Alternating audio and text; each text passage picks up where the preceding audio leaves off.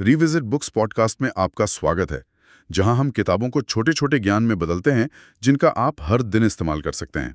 आप जो हैं वही करें।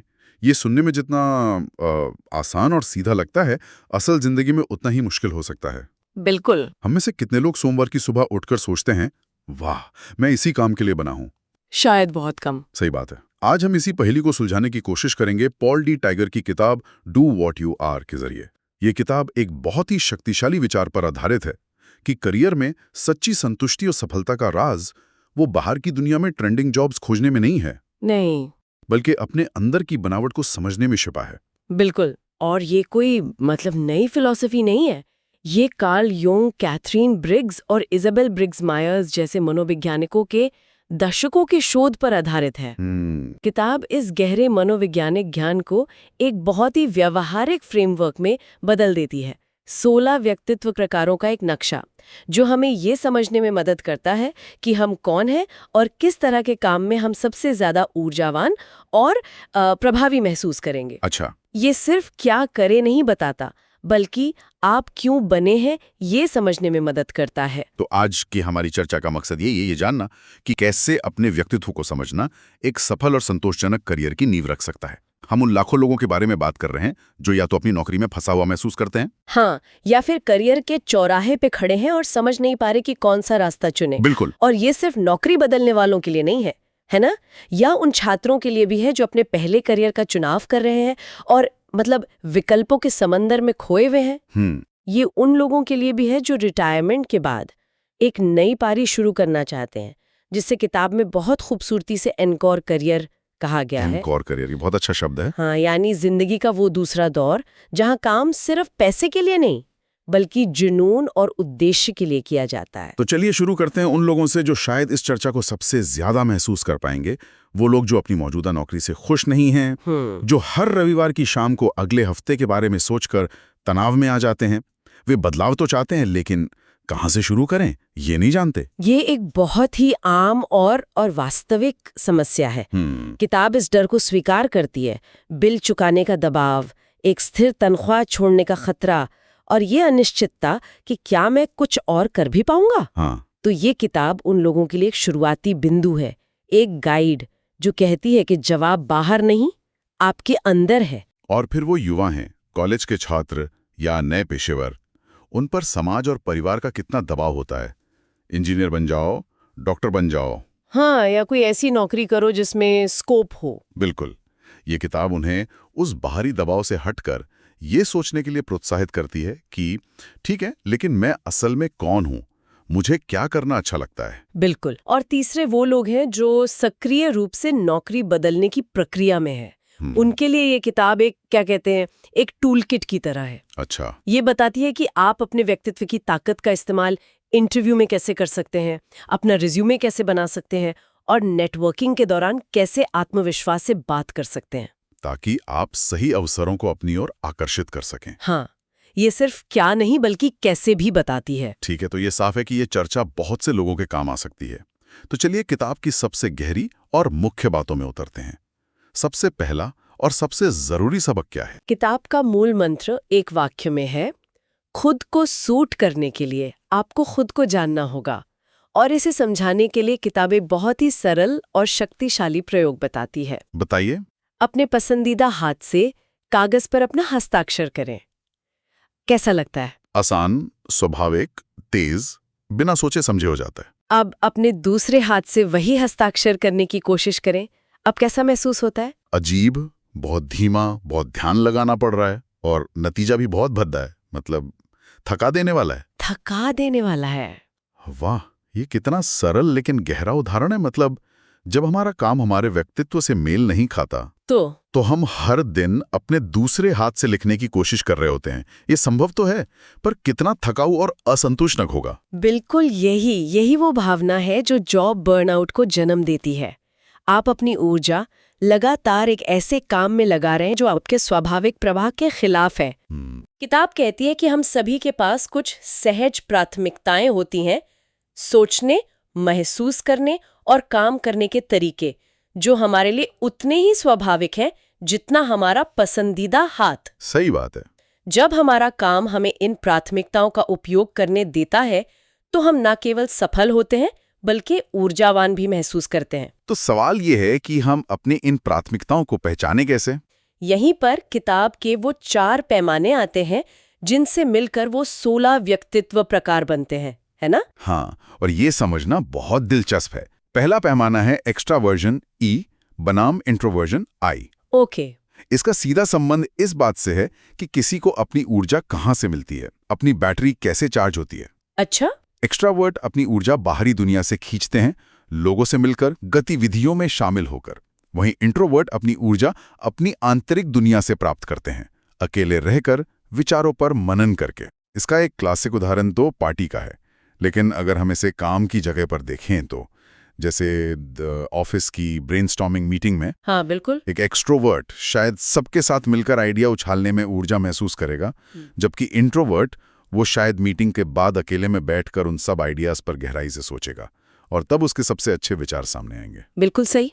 दोनों ही मूल्यवान हैं, बस उनकी प्रक्रिया अलग है। दूसरा पैमाना है सेंसिंग S बनाम इंट्यूशन N।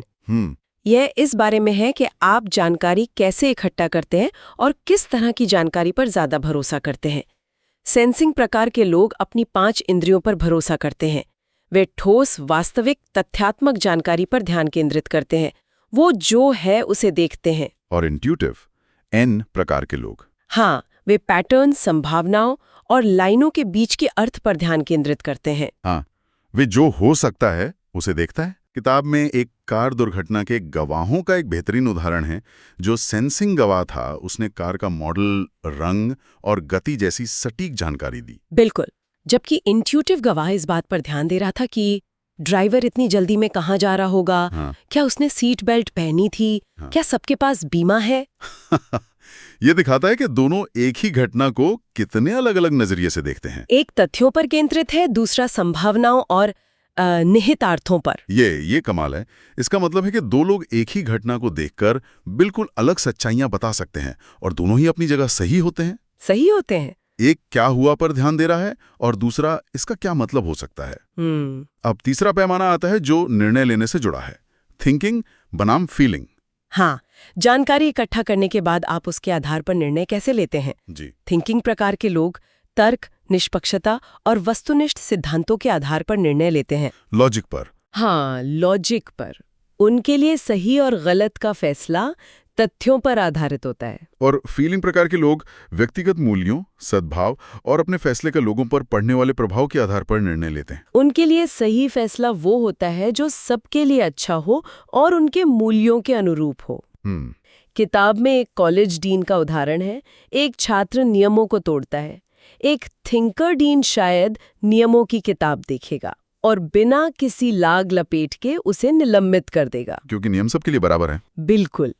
लेकिन एक फीलर डीन छात्र की परिस्थितियों को समझने की कोशिश करेगा, उसके इरादों को जानेगा और शायद एक ऐसा फैसला लेगा जो सहानुभूतिपूर्ण हो, भले ही वो नियमों से थोड़ा हटकर हो। ये बहुत जरूरी बात है, क्योंकि अक्सर लोग फीलिंग को भावुक या तर्कहीन समझ लेते हैं, पर ऐसा नहीं है। नहीं, बिल्कुल नहीं। उनका तर्क बस अलग होता है। ये लोगों और मूल्यों पर आधारित होता है, जबकि थिंकर्स का तर्क नियमों और सिस्टम पर, दोनों ही तर्क संगत हैं। बिल्कुल। और चौथा और आखिरी पैमाना है जजिंग बनाम परसीविंग P। ये बताता है कि आप अपनी बाहरी दुनिया को कैसे व्यवस्थित करना पसंद करते हैं। ओके। जजिंग प्रकार के लोग एक संरचित, संगठित और योजनाबद्ध जीवन पसंद करते हैं। उन्हें चीजों को तय करना, लिस्ट बनाना और मामलों को सुलझाकर बंद करना अच्छा लगता है। जबकि परसीविंग प्रकार के लोग वो लचीला, सहज और विकल्पों को खुला रखना पसंद करते हैं। वे योजनाओं से ज्यादा संभावनाओं में जीते हैं। हाँ। इसका सबसे मजेदार उदाहरण किसी का डेस्क हो सकता है। एक जजिंग व्यक्ति का डेस्क साफ सुथरा और व्यवस्थित होगा, हर चीज अपनी जगह पर। और एक परसीविंग व्यक्ति के डेस्क पर कई काम चल रहे हैं वाले ढेर हो सकते हैं। उनके लिए वो ढेर अव्यवस्था नहीं, बल्कि खुली हुई संभावनाएं हैं। हाँ, वे डेडलाइन को एक शुरुआती बिंदु की तरह देखते हैं, अंतिम नहीं। हाँ, तो मेरे डेस्क पर जो कागजों का ढेर है वो मेरी लापरवाही नहीं, मेरा परसीविंग व्यक्तित्व है जो अपने विकल्प खुले रख रहा है। आज से मैं यही बहाना इस्तेमाल करूंगा। बिल्कुल कर सकते हैं। तो इन 4 पैमानों EI, SN, टीएफ और जेपी के अलग-अलग मेल से ही वो 16 व्यक्तित्व प्रकार बनते हैं। हाँ, और किताब इन 16 प्रकारों को और सरल बनाने के लिए 4 बड़े समूहों में बांटती है, जिन्हें स्वभाव या टेम्परामेंट्स कहा जाता है। अच्छा, ये हमारे मूल मूल्यों, प्रेरणाओं और जरूरतों को दर्शाते हैं, जो करियर में संतुष्टि के लिए बहुत महत्वपूर्ण है। ये दिलचस्प है। तो ये 4 स्वभाव कौन से हैं? पहला है ट्रेडिशनलिस्ट, SJ। जैसा कि नाम से ही पता चलता है, ये लोग परंपरा, स्थिरता और व्यवस्था को महत्व देते हैं। वे बहुत जिम्मेदार, भरोसेमंद और मेहनती होते हैं, समाज के स्तंभ। कह सकते हैं। इसलिए शिक्षक, प्रशासक, पुलिस अधिकारी या अकाउंटेंट जैसे करियर उन्हें आकर्षित करते हैं, जहां वे एक स्थापित प्रणाली में योगदान दे सकते हैं। फिर आते हैं एक्सपीरियंसर, एसपी। हाँ, इन्हें स्वतंत्रता, एक्शन और तात्कालिकता पसंद है। वे वर्तमान क्षण में जीते हैं और समस्याओं को तुरंत हल करने में माहिर होते हैं। वो उस जोखिम लेने से नहीं डरते। इसलिए वे अक्सर ऐसे करियर में पाए जाते हैं जहां हर दिन नया और रोमांचकर हो, जैसे पैरामेडिक, फायर फाइटर, उद्यमी या संकट प्रबंधन। मुझे ये पुलिस ऑफिसर वाला उदाहरण बहुत दिलचस्प लगा था।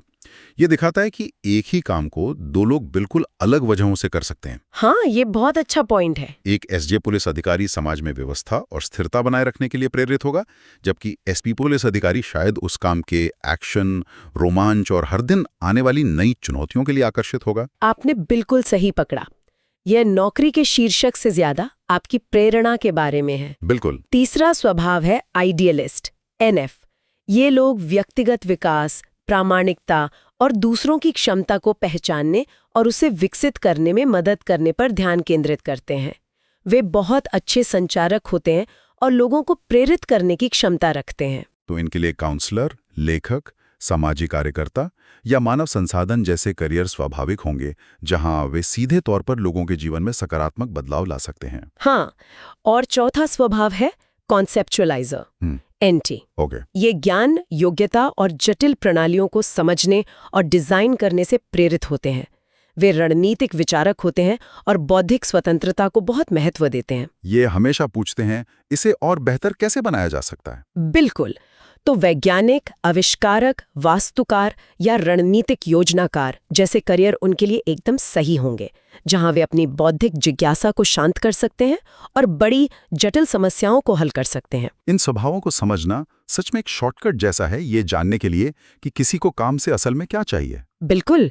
क्या आपको स्थिरता चाहिए, SJ, या रोमांच, SP? क्या आपको दूसरों की मदद करनी है, NF, या जटिल समस्याओं को सुलझाना है, NT? ये एक बहुत शक्तिशाली सवाल है। एक सवाल जो मेरे मन में आ रहा है, क्या हम हमेशा एक जैसे रहते हैं? क्योंकि जो करियर मुझे 25 की उम्र में संतुष्टि देता था, जरूरी नहीं कि 45 में भी वही संतुष्टि दे। लोग कहते हैं कि वो समय के साथ बदल गए हैं। ये एक बहुत ही महत्वपूर्ण सवाल है। किताब के अनुसार आपका मूल व्यक्तित्व प्रकार नहीं बदलता।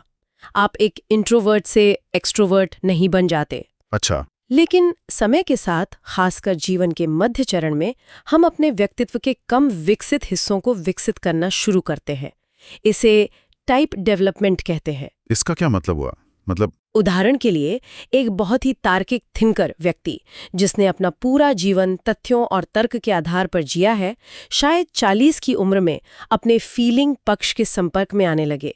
वह रिश्तों, भावनाओं और व्यक्तिगत मूल्यों को अधिक महत्व देना शुरू कर सकता है। या एक बहुत ही व्यवहारिक सेंसिंग व्यक्ति जो हमेशा ठोस तथ्यों पे ध्यान देता आया है, भविष्य की संभावनाओं, इंट्यूशन के बारे में अधिक जिज्ञासु हो सकता है। अच्छा, तो ये बताता है कि क्यों कुछ लोग 40 या 50 की उम्र में अचानक अपना करियर बदलकर कुछ बिल्कुल नया करने लगते हैं। वो अपने व्यक्तित्व के उन हिस्सों को खोज रहे होते हैं जिन्हें उन्होंने पहले ज्यादा इस्तेमाल नहीं किया। बिल्कुल। ये एक स्वाभाविक विकास प्रक्रिया है जो हमें अधिक संतुलित और संपूर्ण बनाती है। और ये विकास तब और भी महत्वपूर्ण हो जाता है जब हम भविष्य के करियर ट्रेंड्स को देखते हैं, क्योंकि ये ट्रेंड्स नए अवसर पैदा करते हैं जहां हम अपने व्यक्तित्व के इन नए विकसित हिस्सों का उपयोग कर सकते हैं। ये एक बेहतरीन कनेक्शन है। तो चलिए भविष्य के कुछ ट्रेंड्स पर नजर डालते हैं और देखते हैं कि वे इन व्यक्तित्वों से कैसे जुड़ते हैं। किताब किन क्षेत्रों की बात करती है? जो दूसरों की मदद करने और देखभाल करने से ऊर्जा पाते हैं और साथ ही उन ट्रेडिशनलिस्ट एसजे लोगों के लिए भी अच्छा है जो एक स्थिर और सेवा उन्मुख काम चाहते हैं। और दूसरा जाहिर तौर पर टेक्नोलॉजी होगा। मोबाइल एप्लीकेशन डेवलपर्स की मांग तो आसमान छू रही है। बिल्कुल, हर उद्योग को ऐप्स की जरूरत है। ये क्षेत्र कॉन्सेप्चुअलाइजर एनटी लोगों के लिए खेल के मैदान जैसा होगा, जहां हर दिन नई जटिल समस्याएं सुलझाने की चुनौती होती है। और एक्सपीरियंसर एसपी भी इसमें सफल हो सकते हैं, जो तेजी से प्रोटोटाइप बनाने और नई चीजों को आजमाने में माहिर होते हैं। हाँ, तीसरा दिलचस्प क्षेत्र है कंस्ट्रक्शन, ग्रीन टेक्नोलॉजी और पुराने बुनियादी ढांचे के पुनर्निर्माण के कारण इसमें भी वृद्धि की उम्मीद है। यह उन सेंसिंग प्रकार के लोगों के लिए बहुत अच्छा है जो ठोस, वास्तविक और हाथ से काम करना पसंद करते हैं और अपने काम का नतीजा अपनी आंखों के सामने देखना चाहते हैं। बिल्कुल, यह आत्मविश्लेषण को वास्तविक दुनिया के अवसरों से जोड़ने का एक बहुत ही व्यवहारिक तरीका है। यह जानना कि मैं कौन हूँ एक बात है, और यह जानना कि मेरे लिए अवसर कहाँ है दूसरी। यह किताब दोनों को जोड़ती है। बिल्कुल, व्यक्तित्व को समझना आपका कंपास है और करियर ट्रेंड्स को समझना वो नक्शा है जिस पर आप अपना रास्ता खोज सकते हैं। तो इस पूरी चर्चा को समेटते हुए अगर किसी को सिर्फ एक बात याद रखनी हो तो वो क्या होगी? सबसे बड़ी सीख ये है कि एक संतोषजनक करियर खोजने की यात्रा बाहर देखने से नहीं बल्कि अंदर देखने से शुरू होती है। ये समझना कि आप कौन हैं, आपकी स्वाभाविक ताकतें क्या हैं और कौन सी चीज आपको ऊर्जा देती है, यही सही रास्ता चुनने का पहला और सबसे महत्वपूर्ण कदम है। बाकी सब बाद में आता है। और मुझे किताब का ये विचार भी बहुत पसंद आया कि बदलाव के लिए हमेशा नौकरी छोड़ना जरूरी नहीं है। सही बात है। आप अपनी मौजूदा नौकरी को ही अपने व्यक्तित्व के अनुरूप मसाज कर सकते हैं। शायद उन कार्यों को किसी और को सौंपकर जो आपकी ऊर्जा खींचते हैं। हाँ, या उन परियोजनाओं पर काम करने का मौका ढूंढकर जो आपकी स्वाभाविक ताकतों का इस्तेमाल करती हैं। बिल्कुल। हाँ, छोटे छोटे बदलाव भी बड़ा अंतर ला सकते हैं। अंततः ये सब खुद के प्रति ईमानदार रहने और एक ऐसा काम खोजने के बारे में है जो आपको सिर्फ एक तनख्वाह का चेक नहीं बल्कि उद्देश्य और संतुष्टि भी दे। बिल्कुल, ये एक ऐसी यात्रा है जो हर किसी के लिए अलग होती है, लेकिन शुरुआत हमेशा आत्मज्ञान से होती है। बहुत खूब। ये सोचना कि करियर केवल पैसा कमाने का एक जरिया नहीं बल्कि आत्म अभिव्यक्ति का एक तरीका हो सकता है, अपने आप में एक शक्तिशाली और आजाद करने वाला विचार है। ये था आज का विश्लेषण। हालांकि ये चर्चा पुस्तक के पूरे पाठ का स्थान नहीं ले सकती, लेकिन ये इसकी शिक्षाओं की एक झलक जरूर दे सकती है। मुझे आशा है कि आपको ये चर्चा उपयोगी लगी होगी और मैं आगे भी आपके साथ साझा करने के लिए उत्सुक हूं। मुझे बताएं कि आप अगली बार किस पुस्तक पर चर्चा सुनना चाहते हैं।